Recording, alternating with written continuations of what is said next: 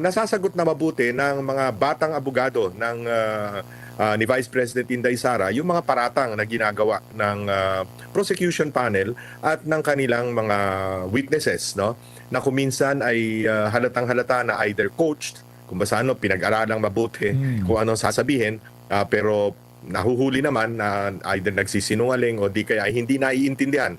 Wika nga ng mga senator judges kuminsan at pati ng presiding presiding judge, no, na si Senator Chis Escudero, kuminsan yung competence o competency ang tawag nila ay kulang, no.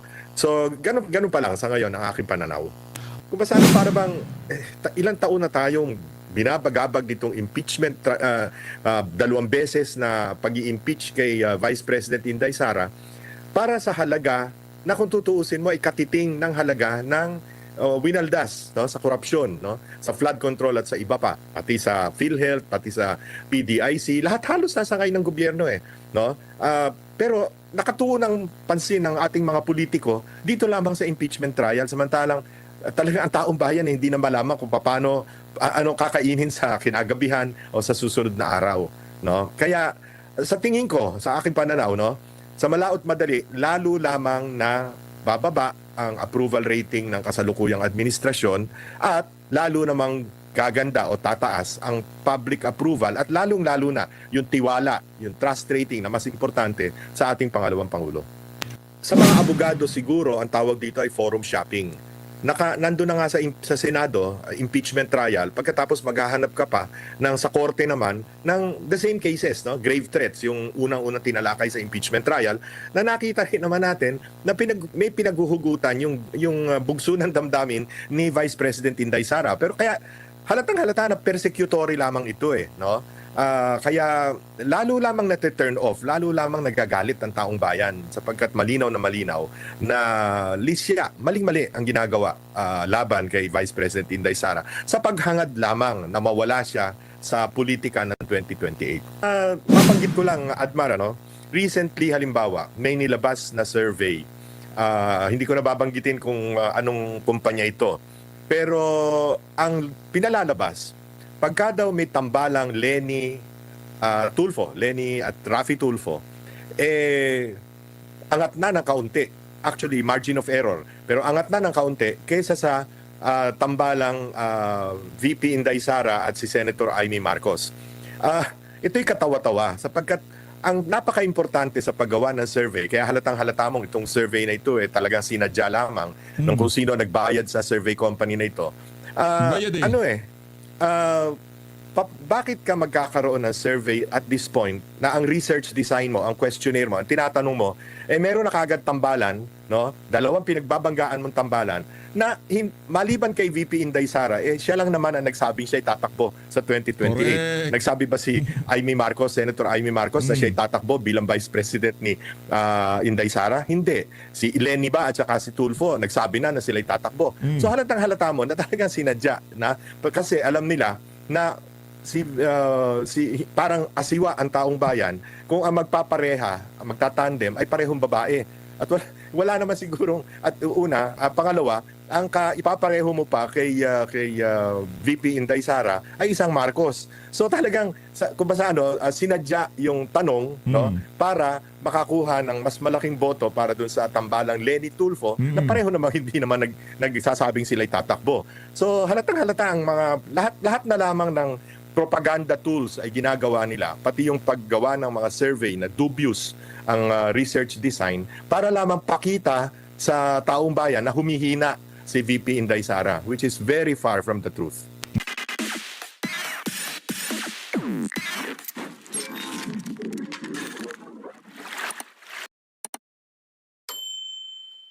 Interview ho nitong si Sherlito Banayo ang ating pag-uusapan dito sa video na to. Napakarami ho nilang tinalakay na issue sa ating bansa. Issue ng korupsyon, flood control, impeachment, ang pinag-usapan ho nila dito sa interview na to ni Sir Admar dito kay Sherlito Banayo. Pero political strategist, Sherlito Banayo. Pakinggan ho natin ang kanyang mga punto de vista. Kung ano na nga ba, ika nga mga development dito doon sa nakalipas na 15 araw na impeachment trial ni VP Sara dyan sa Senado. Heto.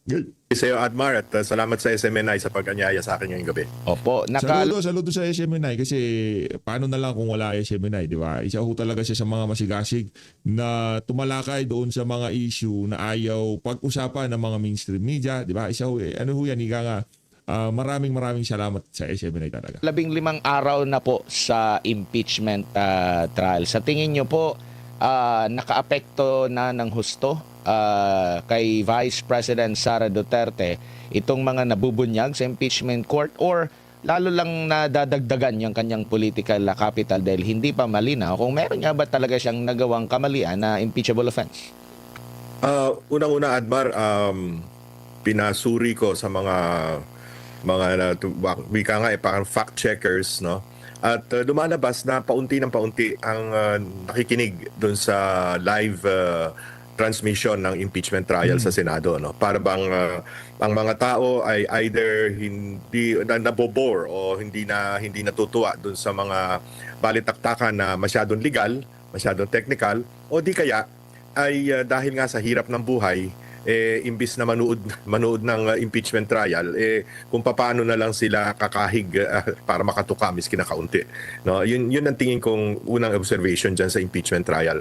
Pangalawa, it may be too early for us to determine, no, kung talagang naapektuhan ang public approval rating ni Vice President Inday Sara nitong nangyayaring impeachment trial, no, kasi ngayon ay panahon pa para ang prosecution team ay maglahad ng kanilang ebidensya para sabihin siya ay may pagkakamaling nagawa, at hindi pa talaga naglalahad ang depensa ng kanilang ang kanilang defense, no, para kay Vice President Inday Sara. At nakikita naman natin na so far nasasagot na mabuti ng mga batang abogado ng ni Vice President Inday Sara yung mga paratang na ginagawa ng prosecution panel at ng kanilang mga witnesses, no, na kuminsan ay halatang-halata na either coached, kung basta pinag-aralang mabuti kung anong sasabihin, pero nahuhuli naman na either nagsisinungaling o di kaya hindi naiintindihan. Wika nga ng mga senator judges kuminsan at pati ng presiding presiding judge, no, na si Senator Chis Escudero, kuminsan yung competence o competency ang tawag nila ay kulang, no. So ganun pa lang sa ngayon ang aking pananaw. Opo. Sa nakalipas na mga impeachment days, no, trial days, mas naging malinaw ba na pamumulitika lang ang nangyayari? Kasi halimbawa, noong panahon na talagang pinuputakti ng kritisismo ang pangalawang Pangulo dahil daw sa kesyo paggamit ng mga fictitious na mga pangalan, mali daw ang paggastos, hindi raw tama, meron daw ginamit na pondo sa na pera ng taong bayan. Pero kung susumahin itong sa 15 araw, hindi naman pala bawal. Sabi nga ng taga-COA, silent ang Joint Memorandum Circular. Nabigla nga lahat, hindi naman ganun kalaki yung pinapalaki nila na si Mary Grace Piatos. Yung sinasabing nakatanggap pero parang nasa 70,000 na pesos lang ata ito. Meron namang mga ipinakita na katibayan na merong ginastos, pero iba lang ang interpretasyon pala ng COA. Meron silang ibang hinahanap, pero nakapagsumite ang opisina ng Pangalawang Pangulo at ang DepEd. Pero sa interpretasyon ng COA, nakukulangan lang sila. So makikita na ba na hinahype lang noon at hanggang ngayon parang merong pilit. Pero pag hihimayin mo, hindi naman pala ganun ka-hype talaga, Ginong Lito. Tama ka dyan, Admar. No? In fact, pangatlong beses na ito, kung matatandaan natin, nagkaroon na ng mga napakahabang hearings sa Public Accountability Committee ng House of Representatives noong 2024, pagkatapos nung binaliwala ng Supreme Court yung unang attempt sa impeachment ng 2025, ay nag-umpisa naman ng Justice Committee ng House na yung pa rin kung ano yung mga paratang noon, inulit na naman. Kaya ngayon, pangatlong paratang na, no, lumilitaw na talagang political persecution ito. No? Pangalawa, mismong si Senator Ping Lacson halimbawa, mismong siya ang nagsabi na wala naman pala mga security clearance itong mga examiner, wika nga, ng COA, no? Dito sa punto ng confidential and intelligence funds. So therefore, hindi nila naiintindihan yung talagang purpose ng confidential and intelligence funds, ang paggamit nito. So ang kanila parang parang paper lang parang accountant, yung accountant na tinitingnan lang, medyo mali ito, medyo mali ito. Pero hindi naiintindihan yung talagang dahilan kung bakit nagbibigay ang pamahalaan ng confidential and intelligence funds sa ilang mga ahensya, kasama na ang DepEd at ang Office of the Vice President. At pangatlo, Admar, para sa ordinaryong mamamayan, palagi kasi yung mga nagsusuri na mga sabihin na nating mga politically inclined, no? Yung mga nagsusuri, naghahanap yan ng kung ano-anong butas. Pero yung ordinaryong mamamayan na ngayon ay binabagabag nitong patuloy na lumulubog na ang halos 4 na milyong Pilipino sa baha, ang laging sumasariwa sa kanilang isipan, napakaliit naman pala nitong tinatanong, iniimbestigahan dito kay Vice President Inday Sara, na hanggang sa ngayon ay hindi naman nila mabigyan ng linaw na tunay, samantalang napakalinaw sa pananaw ng lahat ng tao ang trilyong piso, bilyon-bilyon, daang bilyong piso na winaldas dito sa mga flood control projects at iba't iba pang mga corruption scandals dito sa pamahalaan. So para sa ordinaryong mamamayan tuloy, ang nangyayari, bakit ninyo pine-persecute itong aming Vice President samantalang kayo mismo mga prosecutors, yung mga congressmen na nandoon, sila mismo yung kanilang mga distrito ang siyang binabaha ngayon at sila mismo ang siyang di umano ay kasangkot dun sa paglilipat ng pondo ng bayan para sa mga anomalous projects kasabwat ang DPWH. So ganun ang tingin ng taong bayan Opo. Parang dragging na ba masyado, Sir Lito? Kasi naririnig na natin mula noon tapos malalaman, yun lang pala. Parang mas may matinding problema pa tayo yung buksan na tungkol sa flood control project. Parang minumulto ang kasalukuyang gobyerno every now and then 2024 ata kung dito ako nagkakamali na pinagmalaki ng gobyerno natin. May 5,500 hanggang sa finact-check ng kalikasan, kaliwat ka ng baha 2025. Narinig natin yung mahiya naman kayo at hanggang sa kasalukuyan patuloy pa rin nangyayari ito. So kumbaga natatabunan na itong mga issue na na-erase laban kay pangalawang Pangulo, lalo na ngayon na unti-unting nabubuksan yung ayun lang pala, Sir Lito. Precisely, Admar, no? Kaya wika ko nga samantalang lumulubog sa baha ang napakaraming mga Pilipino, tayong lahat ay we're drowning in debt, no? Tayo paano ba tawag doon? Ano ba drowning sa Lubog or pagkalunod. Lubog na rin tayo sa utang, di ba? Dahil nga dito sa sobrang katiwalian na ito, lumalabas ngayon halimbawa ang sa darating na taon, itong taong ito, no? Hanggang sa darating na taon, ang ating palang uutangin ay nasa 3.2 trillion pesos na naman para lamang matabunan yung mga utang din dati. Yung utang din natin dati na umaabot na sa 19.5 trillion, ang interest pala dyan nasa 970 billion pesos na babayaran natin ngayong taong ito. Kulang na nga ang ating pondo. At pag nalalaman ng tao yung mga ganyan datos, lalo nagiinit at kumukulo ang dugo dahil sila naman ay hirap na makaagapay sa taas ng presyo ng pangunahing bilihin at binabaha pa yung kanilang mga bahay. Di ba pati nga mga simbahan, pinasok na ng tubig, pinasok na ng baha. Ngayon lang nangyayari sa ating bansa itong ganitong kalawak na iskandalo ng korupsyon. Opo, so kasi inasa natin na mahaba pa itong impeachment. Pero nakita nyo na ba yung parang may yanig na nangyayari dyan sa impeachment na makakabawas sa ganda points ng pangalawang Pangulo at makakadagdag sa pogi points ng kasalukuyang administrasyon, or hindi rin magkakaroon ng dagdag pogi points ang administrasyon dahil meron din siyang kinakaharap na problema na medyo mas malapit sa bitukan ng mga kababayan natin? Tama yan, Admar. At kung tutuusin mo, itong mga sumalanta sa atin at nagdulot ng mga malalalim na baha, habagat pa lang ito. Wala pang tumatama sa ating bagyong malakas. Pag tumama sa atin ang bagyong malakas, at yan ay laging nangyayari tuwing panahon ng El Nino. Kasi pag mainit ang surface ng Pacific Ocean, ng dagat, lalong lumalakas ang mga bagyo. pasalamat nga tayo at lumilihis sa atin at pumupunta sa Japan o sa China. Pero pagka tayo'y tinamaan na ng talagang malalakas na bagyo, ay kawawang-kawawa ang ating taong bayan dahil hindi lamang baha ang aabutin nila kundi lilipa rin ang kanilang mga bubong ng kanilang mga bahay at ang kanilang mga pananim ay masasalanta ng todo-todo. That will create a major economic crisis, no?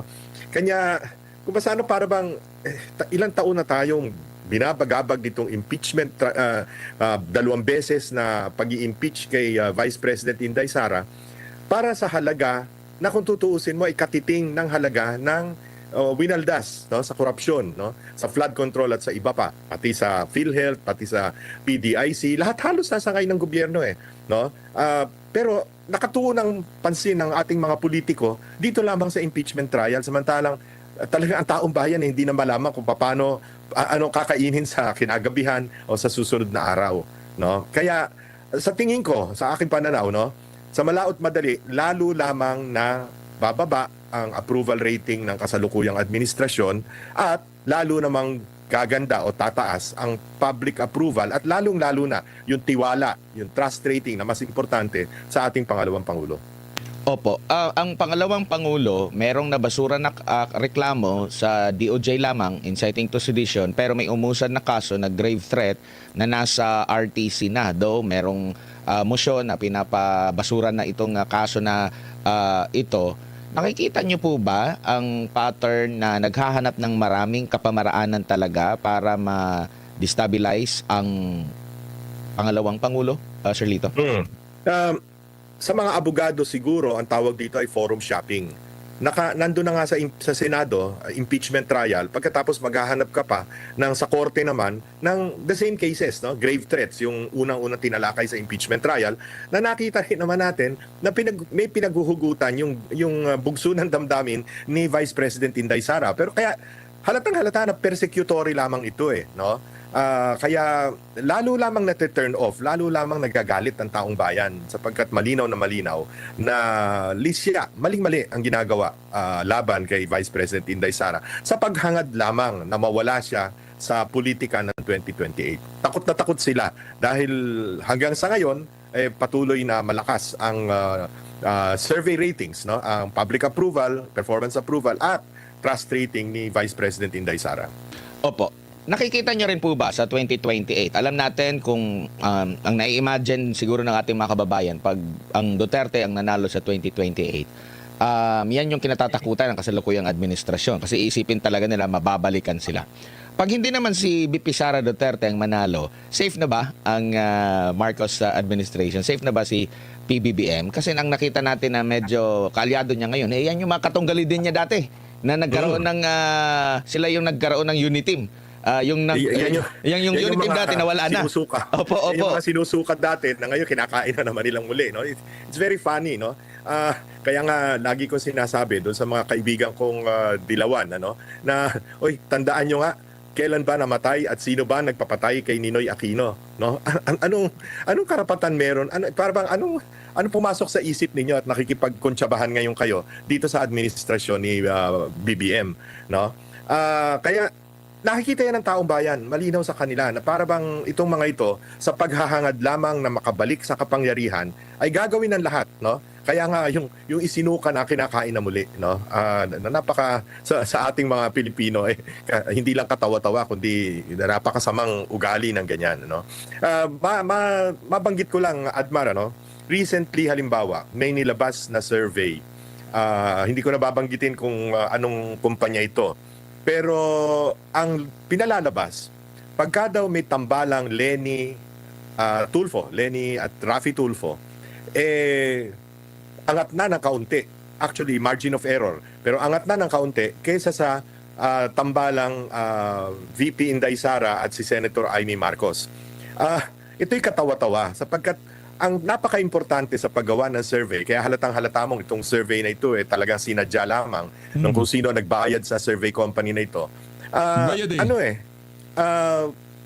bakit ka magkakaroon ng survey at this point na ang research design mo, ang questionnaire mo, ang tinatanong mo, meron na kagad tambalan, no? Dalawang pinagbabanggaan mong tambalan na maliban kay VP Inday Sara, siya lang naman ang nagsabing siya tatakbo sa 2028. Correct. Nagsabi ba si Amy Marcos, Senator Amy Marcos, na siya tatakbo bilang Vice President ni Inday Sara? Hindi. Si Lenny ba at saka si Tulfo, nagsabi na sila tatakbo. So halatang halata mo na talagang sinadya na, kasi alam nila na parang asiwa ang taong bayan kung ang magpapareha, ang magtatandem ay parehong babae. At wala naman sigurong, at pangalawa, ang ipapareho mo pa kay VP Inday Sara ay isang Marcos. So talagang sinadya yung tanong, no, para makakuha ng mas malaking boto para dun sa tambalang Lenny Tulfo na pareho naman hindi naman nagsasabing sila'y tatakbo.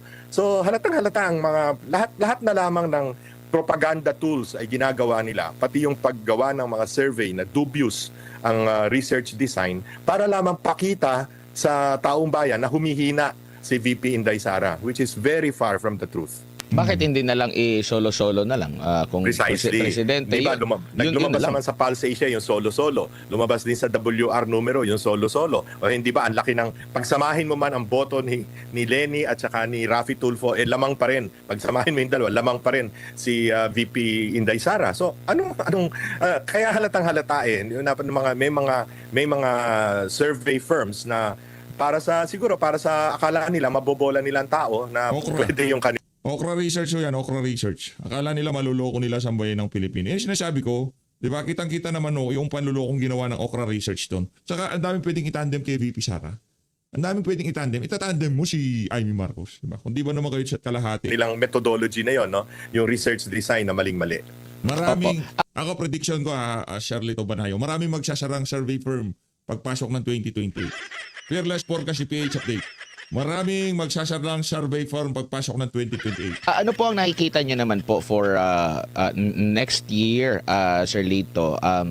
Kanila na pong prenesyohan yung kanilang magiging budget, 7.2 trillion pesos ata, no? At laging ang naririnig natin ng a year before ang isang eleksyon, ay tinaguri ang election budget na, no? Halimbawa 2028 yung election, yung 2027 budget talaga tinaguri ang election na budget po, no?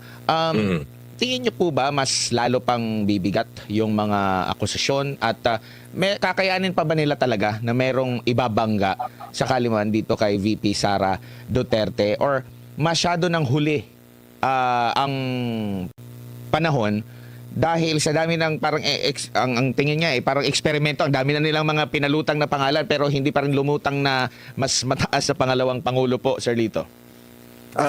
Una-una, Admar, tama ka dun sa sinabi mo na itong 2027 budget ay election year budget. Kasi yung 2028 budget, kalahating taon na lang nun, ang sakop pa ng administrasyon ni Pangulong Marcos. Pangalawa, pagpasok ng campaign period, which is February 8 or February 9 sa 2028, no?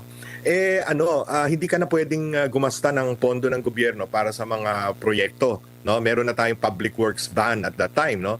So talagang ang napakahalagang budget ay itong 2027 budget. But you're talking of 7.2 trillion, of which 978 or 976 billion pambayad lamang sa interes sa utang. At para matustusan ang sweldo ng mga empleyado ng gobyerno, matustusan ang yung mga ibang proyekto ng pamahalaan, at magbayad pa sa principal ng utang, halos wala namang matitira na rito. Kaya dapat ito, bantayan natin ng husto. Itong budget na ito, na gagawin, dadaanan naman sa Kongreso. At habang ang Kongreso naman, lalo na ang Senado, ay nakatuon ng pansin, hati ang atensyon dito sa impeachment trial at sa kanilang pang-araw-araw na tungkulin bilang mga senador, baka mag-fast break na naman. Magkaroon na naman ng dadagdagan na naman yung unprogrammed allocations, gagawa na naman ng mga magic, no? Itong ating mga mambabatas para madagdagan ang kanilang pork barrel na maliban doon sa leadership funds na built-in na pala sa ating National Expenditure Program, siguradong magdadagdag pa yung mga yan ng kanilang insertions at kung ano-anong mga errata para lumaki ang pondo na makakakuha sila ng komisyon o kickback, no, para panggastos sa susunod na halalan, ano. Kaya dapat itong bantayan natin ng lalo na ang media, bantayan talaga ng husto itong budget na ito na baka i-fast break na naman nila kagaya ng ginawa nila noong 2023, 2024 at 2025 na dahil doon tayong lahat ngayon ay baon na baon sa utang, no. Opo, doon po naman sa tanong na meron pa ba silang kayang ipalutang na mga pangalan na magiging katunggali nitong si Vice President Sara Duterte? Masyado nang huli na kung sa 2027 meron pa. Kasi sa ngayon, meron na bang mas malinaw na pwedeng, kumbaga, kung nagkaroon ng labanan, pagpapawisan talaga si VP Sara sa labanan? Lakas na mamangkasan nitong si Sara. Yung mga ginagawa, pagpapawisan talaga. Hindi, sa totoo naman, talagang malakas yung talaga si VP Sara. Kung meron mang itatapat sa kanya ngayong mga panahon na to, baka hindi man pagpawisan si VP Sir Sara. Lito? Wala akong nakikitang napakatinding makakalaban ni Vice President Inday Sara, no. Kung tutuusin natin, maaring sabihin natin na ang pangalawang medyo malakas na kandidato ay si Naga City Mayor at dating Vice President Leni Robredo.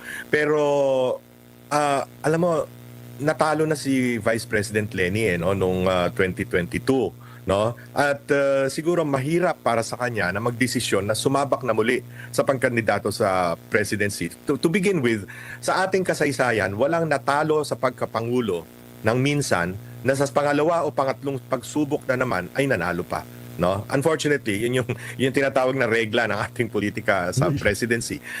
Ito namang si Senator Raffy Tulfo, no, na pumapangatlo sa mga surveys after Leni Robredo. Tingin ko sa pagtansya ko sa kanya, sigurado siya na re-election no? More or less panalo siya kung re-election lang ang pag-uusapan. Pero since kailangan na siyang tumakbo, pag siya'y tumakbo ng presidency at natalo siya, hindi na siya senador, no? So malaking risk, malaking riesgo para sa kanya yung pagtakbo. Kaya tingin ko hindi talaga malaman ng pamahalaan ngayon ng administrasyon ni Pangulong BBM kung ano ang gagawin nila sa 2028, sino isasabak nila o sino ang kung saan mapipressure o mai-impluensyahan nila sumabak laban kay Vice President Inday Sara. Tsaka yung kay Mayor Leni po ba, tingin nyo kung medyo naririnig natin kung ano yung performance niya as mayor, na maririnig sa buong Pilipinas talaga kung ano yung significant talaga ng mga kumbaga yung parang may dating ba? Tingin mo makakatulong iyon na mapaganda yung kanyang posisyon sa pampangaluhang halalan, Sir Lito? Admar, unang-una, magbalik tanaw na lang tayo sa 2022, no? Ako ang nag-campaign manager para kay Mayor Isko Moreno na tumakbong presidente noong 2022. Yung Manila ay sentro ng Pilipinas, yan ang capital ng Philippines, no? At nakita naman ng taong bayan kung ano yung mga nagawa niya sa loob ng 3 taon, miski 2 taon pa lamang dahil kumandidato na nga. 2 taon na siya ay mayor ng capital ng ating bansa. Pero hindi pa rin umubre. Di lalo naman siguro yung Naga. Ano man ang magawa mo sa Naga, siguro hanggang sa Kabikulan, malalaman ng makikita ng mga kapatid nating Bicolano. Pero pag tiningnan mo ang buong bansa, no, na napakaraming probinsya, napakaraming bayan, paano mo maa-appreciate yung nagawa or magagawa pa ni Vice President ni Mayor Leni Robredo. Hindi ko tinatawaran ang kanyang kakayahan, pero yun na nga ibig sabihin, paano mako-communicate sa buong bansa na naging problema ni Mayor Isko Moreno ng Maynila, paano niyang mapaparamdam sa buong Pilipinas noong 2022 yung kanyang mga mabuting nagawa sa Maynila. Di lalo na kung Naga ang ating pinag-uusapan. Unlike si Pangulong Duterte kasi nung tumakbo na noong 2016, 30 taon na mayor, no, ng Davao City. At matagal nang nakikita ng taong bayan kung gaano ang inasenso ng Davao City at gaano katahimik at peaceful ang Davao City dahil sa panunungkulan ni Mayor Digong Duterte noon. Kanya natanggap kagad siya ng taong bayan, no, na ito makakagawa ito ng mabuti para sa atin. Mababago ang ating lipunan dahil sa kanya. Tsaka wala pang social media noon, Sir Lito, na parang napakabilis sumikat siya na word of mouth lang talaga. Unlike ngayon na pwede kang sumikat through social media, pero yun nga, wala din tayong naririnig na talagang magkakaroon ng impact sa kanyang kandidatura. Pero napag-uusapan yung 2028 elections, gaano kahalaga po na makuha nila yung Visayas at Mindanao. Na alam naman natin, kung titingnan mo yung sa mga kilalang survey, talaga ang Mindanao hindi matatawaran eh. Parang silyado na diyan. Silyado na. Oo, na Duterte. Dito sa mga sa Visayas naman, talagang hindi rin matatawaran. Nandyan din 'yun kasi Bisaya din yung ang mga Duterte. Gaano kahalaga na ma-penetrate ng mga makakalaban ni VP Sara for 2028 elections itong mga lugar na to, hanggat hindi ba nila masusuyo ang Visayas, lalo na ang Mindanao, kung mahati, at least mahati nila yung Mindanao, wala silang tsansa for 2028? Wala eh. Tawag ko dyan, fortress na ang Mindanao at Central Visayas. Ang Mindanao ay 24% of the vote, of the national vote. Ang Central Visayas ay 10 to 10.5% ng yung Cebuano speaking Bisaya. 10 to 10.5%. So you're talking of 34 to 34.5%. Puwera pa yung mga Bisaya. Pareho natin na dito nakatira sa Maynila, no? Or sa iba't ibang parte ng ating bansa, no? Naging naging very loyal sa brand ng mga Duterte, no?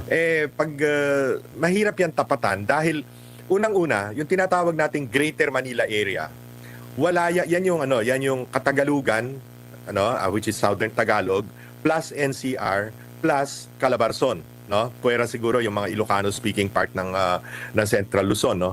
Yan naman yan ang dahil sa proximity sa Manila, yan ang talagang una binabantayan ng mga issue. Pangalawa, yan yung mga kung sino yung mukhang llamado, no? Nakikita nila malakas, doon sila boboto. Correct. So, Meron mga ganyang Pilipino. Hindi nila tinitingnan kung sino yan, kung ano yan. Kunyari, mataas ang chance ang manalo si Marcos Jr. Doon talaga sila pupunta. At this time, hindi ho kayo magkakamali. Kung yun ang hinahanap nyo, yung sure win at yun ang gusto nyong iboto sa 2028, kay BP Sara ho kayo. Sure win yan eh. historically, yung mga yan ay last-minute voters, no? So, ang tingin ko, hindi naman madidihado. At miski sa mga surveys, nakikita natin, kung hindi man number one, halimbawa sa NCR, number one na si Inday Sara, pero sa Central Luzon at saka sa Calabarzon, dikit na dikit yung pagiging number two niya, no? So, pagdating ng panahon, yan aangat pa rin. Lalo na, at itong mga probinsya ng Calabarzon, NCR at Ito, Sir Lito, maputol kita na mabilisan lang. Ang gusto lang ng sambayan ng Pilipino ngayong mga panahon na to, managot, yung may kagagawan kung bakit nalubog sa bahay yung kanilang mga sasakyan, yung kanilang mga bahay. Meron ho tayong nakitang video sa Macabebe, Pampanga, hanggang bubong na daw ho yung baha ngayong mga panahon to. Wala pa ho bagyo yan, wala pang bagyo. Si Marcos Jr., di ko malaman niya kung gaano karami ng pulburo na sinisingho niya sa Malacanang. Kasi napapraning niya pagka narinig niya yung bumubuhos yung ulan sa bagay, hindi nila naririnig sa Malacanang. Parang parang ika nga, walang nangyayari sa labas. Malacanang na ba naman, di ba? Kaya hindi nila ramdam yung nararanasan ng mga ordinaryong Pilipino ngayong mga panahon na to. Kasi nga, sa Malacanang, hindi nila naririnig yung patak ng ulan. Akala nila, tag-araw, hindi ho nila alam. Talaga napakatindi ng ulan sa labas. saka ng Central Luzon, ito pa ang sinasalanta ng baha, mayat maya, no? So, lalong tumitindi ang galit ng taong bayan dahil naalaala yung mga korupsyon na nakita sa ghost flood control projects. Sa maaari namang katandem ni VP Sara para maselyuhan talaga yung pagkapanalo, sa tingin nyo po needed pa niya ng katandem din, taga Mindanao lang ba, taga Visayas, taga Luzon? Ano ba ang nakikita nyo po na makakapag-solidify pa? Ako, ang tingin ko talaga, itong paniniwala ko, kailangan niya maging katandem ay taga rito sa Luzon. Whether sa NCR, sa Central Luzon, Northern Luzon, or sa Southern Tagalog, no? Sapagkat kailangang ma-fortify. Mahirap din kasi yung parang lalabas binaliwala na kami ng mga, palibasa malakas na si Inday Sara sa Visayas at Mindanao, binaliwala naman kami mga taga Luzon, ano? So, to obviate that, for purposes of balance, napakadami rin namang mga national figures dito sa Luzon na sigurado akong pag inalok ni VP Inday Sara na makipagtambalan sa kanya, nagkakanta kumahug pa yung mga yan. Miski yung iba na nandun ngayon sa majority block sa Senado, maniwala ka sa akin, Admar. Pag sinabi ni Inday Sara, gusto mo maging Vice President, katandem kong Vice President, sigurado payag na payag ang mga yan. Siguro huli na lang, sa mga magiging kalaban naman niya, ano kaya ang magandang tandem, kung taga saan ba, yung lugar ba, na may laban talaga, Sir Lito? Pagpapawisan si VP Sara sa labanan? mahihirapan kumuha ng, halimbawa, si Vice President Lenny, sino kaya ang kukunin niyang katandem? Yung kasing mga taga-administrasyon ngayon, karamihan yan, taga-kabinete o kaya taga-senado, pagka nire-rate ngayon 1%, mataas na yung 3%, meron pa nga 0.01% sa ibang surveys, paano kang kukuha dun sa mga yon, di ba? Makakuha ka, pero may malaki bang maiaambag o madadagdag sa boto, halimbawa ni Vice President Lenny, no? Para umangat siya ng husto at maging matinding kalaban ni Vice President Inday Sara. Sa katunayan, tawag dito, manipis ang horizon ng mga politiko ngayon. Iilan-ilan lang ang talagang wika nga kasi malapit na eleksyon You're talking of next year, October 1, magfa-file na ng certificate of candidacy. So you're really talking of about 1 year from now. We're not talking of hanggang Mayo pa yan. Magdidesisyon ka October So napakahirap na kung ikaw hindi pa kilala ngayon na national figure, napakahirap mong palawakin ang iyong public acceptance between now and October of 2027.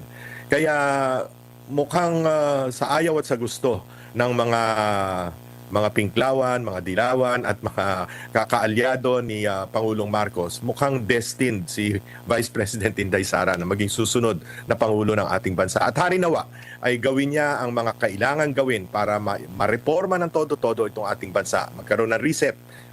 Charter change. Pasok ni VP Sara, ikulong lahat ng mga nagnakaw sa nakalipas na 6 na taon, tapos charter change. Rektang charter change tayo. Ayusin na talaga sapagkat napakabulok na ng sistemang umiiral sa politika ng ating bansa. Sir Lito, sa history po ba, Makwenta. sa mga ganitong panahon, ito na yung pag-iikot, pagpapakilala ng mga gustong tatakbo sa pagka-Pangulo. Naintindihan natin si VP Sara, nag-declare na siya kumbaga. Pero sa mga posible na magiging kalaban niya, meron ka bang naririnig? Or parang, meron akong isang pangalan na yung senadora, pero parang, alam mo yung parang nag-iikot na nagpapakilala na parang wala patang ganun, or ano pa yan? Nandun ba yan sa last year, like 2027, bago ang election, doon na yan natin makikilala? Or sa history ba, kahit even before, mga 2 years, 3 years before ang election, meron ng mobilization, Charlito? Over the past several years, maaga pa, 2 years before elections pa, nag-iikot na talaga yung mga gustong o yung nag-i-interest na tumakbong pangulo, Napaka pambihira yung biglang sulpot. Ang makikita lang natin sa ating kasaysayan na biglang sulpot ay si Mayor Rodrigo Roa Duterte na nanalo bilang pangulo, siya lang. Otherwise, lahat nakaporma na, matagal nang pumaporma, matagal nang nagmo-mobilize, matagal nang nagkakalap ng kanilang coalitions, Pero sa ngayon wala ka nakikita At napakahirap nga na mapuwera na nga kung yung parang wala talaga. I'm sorry, Admar, hindi ko talaga makita na merong biglang susulpot pa, na makaka-capture. Siyempre, ano yan political strategy yan Kumbaga, yung lahat ng possible outcome sa 2028, baka nalaro na niya sa utak niya, di ba? Lahat ng possible, for example, ma-impeach si Sara, o ganito mangyayari, sinong magiging kandidato na papalit nitong si VP Sara, i-endorse niya. Parang, kumbaga, na-run na niya lahat ng possible outcome ng 2020. Marami pang pwedeng mangyari mula ngayong araw na to, hanggang sa mga susunod na panahon. Sa impeachment, sa flood control, kay Martin Romualdez. Napakaraming moving parts ng political landscape natin ngayong mga panahon na to na anytime, pwedeng mabago lahat. Pwedeng tawag dito, pwedeng makulong si Martin Romualdez. Yun talaga gusto natin, di ba? Makulong yung crocodile na yun. Pagka naging presidente, hindi natin alam, di ba? Wala naman sana masamang mangyari kay Marcos Jr., pero malay natin, magpresidente si VP Sara mamaya, bukas, hindi natin alam o sa susunod na linggo, sa susunod na buwan. Marami kong posibleng mangyari. At kung sakaling mangyari yun, hindi nagkaroon. Dalawa, senaryo, Noel, anong mangyayari sa Bansang Pilipinas? Malamang sa malamang, magkakaroon ng, wag naman sana, at hindi tayo sang-ayon dyan, magkakaroon ng pricing. Possible yan. Kasi pagkakaita ng sambayan ng Pilipino, doon sa ano natin yan, kumbaga, yan, mga Pilipino pa naman, mahilig sa ano yan, okasyon, routine. 6 na taon, boboto ng pagka-presidente sa ayop sa gusto nyo. Pagka hindi nyo kang pinoboto, magkakagulo tayo. Ganun ang mindset ng mga Pilipino. Pinag-usapan natin 6 na taon lang. Pagkatapos ng 6 na taon, umalis ka sa Malacanang. Ganun. Diba? Ngayon, pagka hindi ka sumunod sa usapan na yun, malaki problema. Hindi natin sinasabi na magkakaroon ng kung ano pa man. Yun yung, kumbaga, yun yung mga posibleng mangyari. Ito yung mga possible outcome. Maging presidente si VP Sara, anumang oras mula ngayon, pwede siyang tumakbo sa 2028 ulit. Diba? Kagaya nung ginawa ni Gloria Macapagal-Arroyo. At marami sigurado makukulong. Diba? Ang dami ang dami. Kasi si Marcos Jr. sumisinghot yan eh. Malay natin, nakasinghot yan ng kung ano man nasinghot niya, na na lang siya bigla. Diba? Nawalan siya ng malay, diba? Maraming posibleng mangyari at tayo ho dito para lamang sa kabutihan ng ating bansa. Ang atin dito, hindi para kung siraan ng kung sino pa man. Ang aking sinasabi dito sa PH Update, what you see is what you get. Nakikita nyo ho, maliwanag pa sa sikat ng araw na may pananagutan. Ang mga kasalukuyang opisyal ng administrasyon na to sa mga kinakaharap nating major problem ngayong mga panahon na to. Yon ang realidad. What you see is what you get. Hindi ko kayo bubulahin na kung ano pa man. Kaya kung di pa kayo nakasubscribe, like at subscribe. Ito ng imagination ng ating taong bayan. Merong nag-iikot pero yun yan, nabanggit mo 001, 0.001. Mas mataas pa yung hindi nag-ikot at hindi nag-declare. Precisely. At yun nga meron pa ako nakitang survey. Ito'y privately commissioned, kaya hindi ko pwedeng sabihin kung sino yung nag-survey. Ito'y pinarate ng lahat ng cabinet members. Kung ba ano yung mga high-performing cabinet departments, mga departamento ng ating pamahalaan. Lahat pabagsak eh. Lahat, as in, wala ni isang ahensya o departamento ng gobyerno na umaangat sa public approval. At ang dahilan lamang dito, kasi meron naman mga iba na, wika nga, lagi nating nakikita sa telebisyon, sa radyo, na nag-iikot dahil sa kanilang tungkulin, dahil nag-i-inspeksyon o di kaya nagbibigay ng ayuda o kung ano pa man, pero pati sila bumagsak. So anong conclusion mo dito?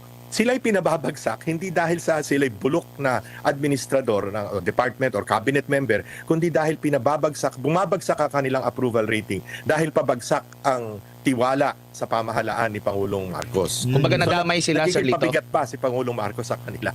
Unlike sa panahon ni PRRD, marami mga ahensya, marami mga sekretary ang talagang nakikilala. Hindi lang si PRRD ang nakikilala, pati yung mga ahensya ng gobyerno na ina-expect mo sana na ngayon, ito dapat yung mga ahensya na makakatulong sa administrasyon na magpapakilala.